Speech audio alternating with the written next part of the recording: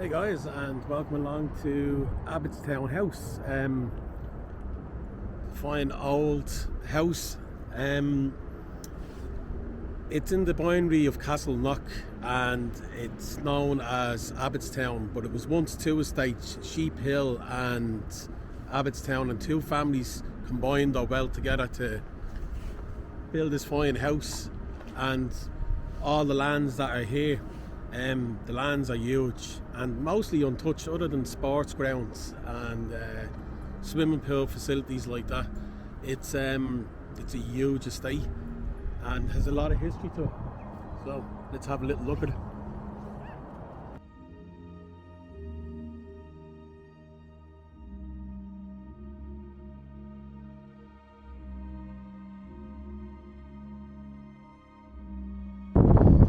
Abbotstown House is considered to be in the boundary of Castleknock. Most people would know it as being Blanchardstown. And the early 14th century, there was many families living around here that owned the whole estate, which they combined to make Abbotstown, or Sheephill as it's also known. The property remains mostly in the ownership of the Tyrrell family up to the late 14th century, when John Sargent and Joan Tyrrell married and had a residence here.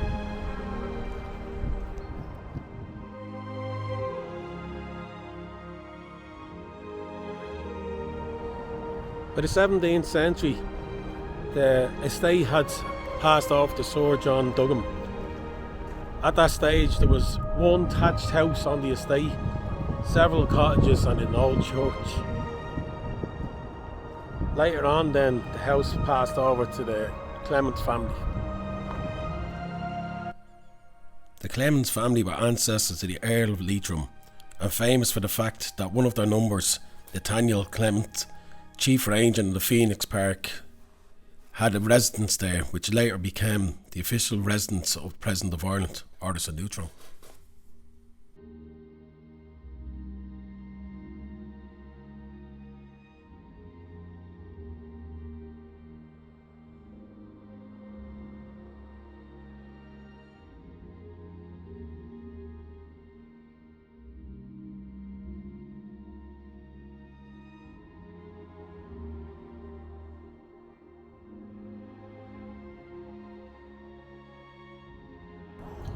This is where a lot of the farm hands, the stables and gardeners and servants would have lived. It's been restored now and it's used as offices. And much of Abbotstown demise actually still remains, which is really unusual because most demises of this size have been broken up and developed, and there's been heavy development in this area around Dublin 15. But Abbotstown mostly remains. There's the sports grounds and swimming pool and many sporting facilities here, but most of the estate remains intact and it's huge. And a lot of people come for walks here. It actually makes for a lovely walk as well.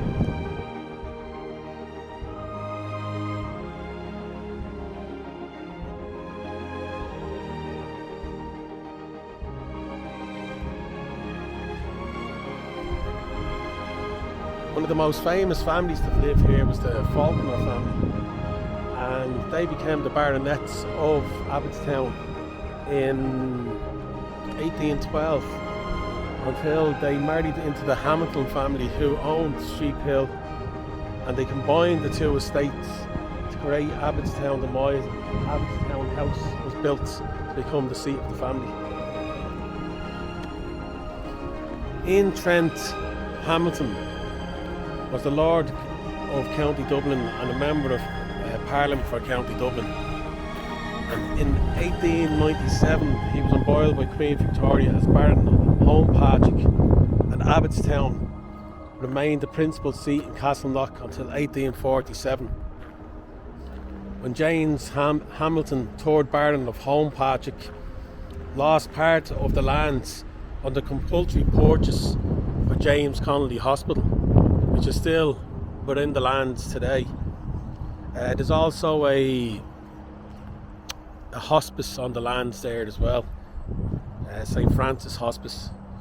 Very worthy cause if you ever want to donate to it. The Barons' home parish of Abbotstown continued to be associated with Castleknock until quite recently, and are buried in the graveyard of St. Bridget's Church in Castleknock. However, the current Baron, the Hun, Hans James David Hampton, resides in Cornwall in England. While most of the mines was used by the Department of Agriculture for agricultural experiments, i.e. breeding cattle and other breeding exercises, the land then was combined with the Office of Public Works. In 2005, the house was acquired by the government for national sports grounds, and one part that was owned still by Home Patrick was sold for the development of Watervale, a housing estate. And so more or less brings us up to the modern day. As it is now, the house is in need of much repair. As I stand here, I can see there's been a lot of work done on the roof, and where it's boarded up, there's all markings where some of the plaster's coming away, and it looks like it's going to be fixed up. Like the stables next door have had a fantastic job done on them, and they look great. And you can see where this is earmarked for being repaired.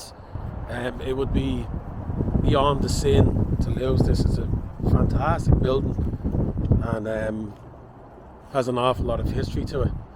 So I hope you found that informative. If you enjoyed, please give us a like, and if you enjoy the videos, please subscribe. Thanks very much for watching.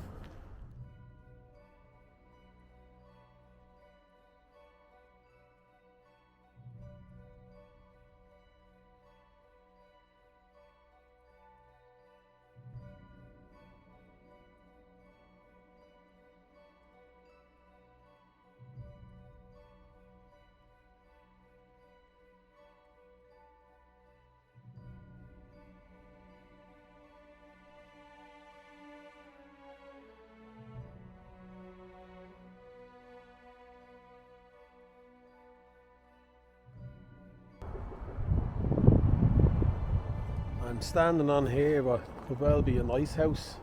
They were very common back in the days.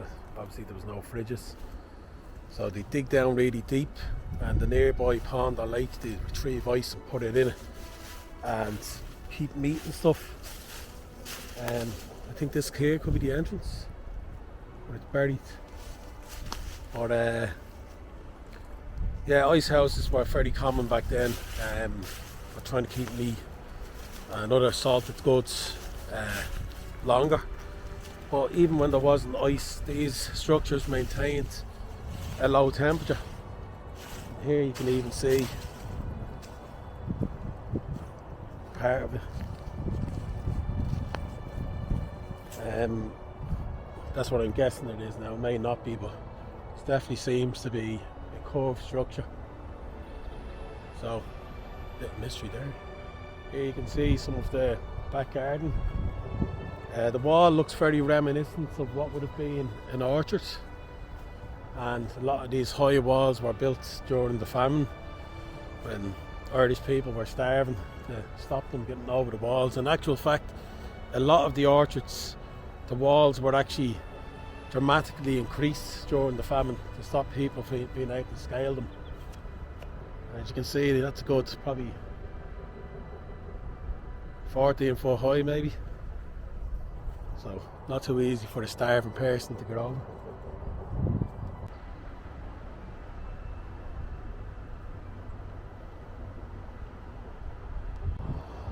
So the information I'm sharing is the best that I could get my hands on. Please, if you know better or if I'm wrong about anything, please let me know in the comments. I'll not be insulted. It's nice to try and record these things. So please, by all means, if I'm wrong about anything, please let me know, and let me know down in the comments. Another thing on the grounds in Abbotstown, there's a ancient graveyard, Kevin cemetery, or the translation is St. Kevin's Cemetery. And when Helm Patrick found that loads of people were coming around. He built these walls to keep them out. Now, the last time I was here, it was really overgrown, but it appears someone's been doing a bit of work on it.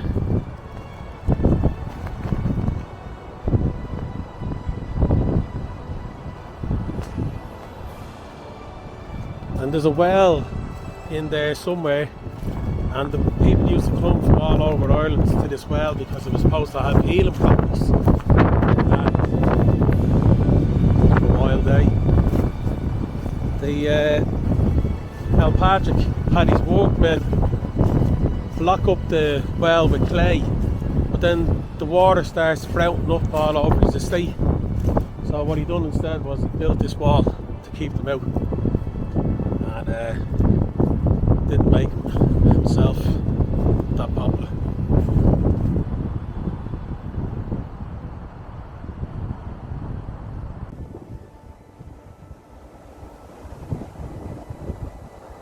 Right, so here's the graveyard.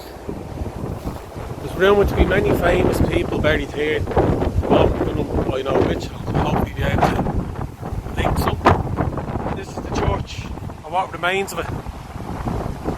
And I'm amazed because the last time I was here you couldn't see any of this. I don't actually see anything that looks like a well, but on the outside I did see what looks like some sort of shore. There's a ditch down there that runs off, so I assume that's how Patrick had his workmen have it drained away.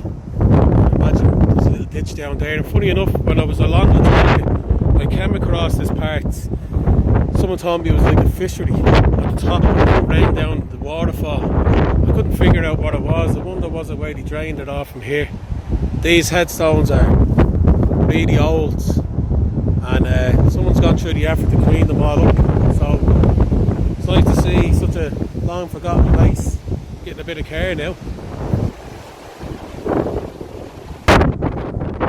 No Fingal Road not used anymore. Here you can see the wall was built around the estate.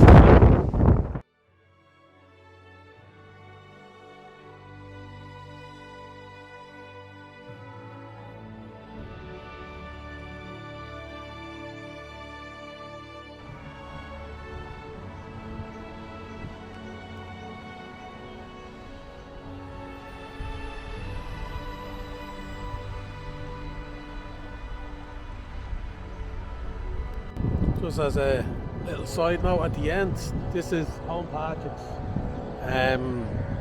family grave here in St. Bridget's Church in Castleknock, and straight over past the door over here, Hamilton, there seems to be a big crypt there for the family, and on both of them estates that they lived in Abbotstown, so it seems like a lot of the family seem to have ended up here, which is unusual, seeing that there was the small little church and graveyard up there.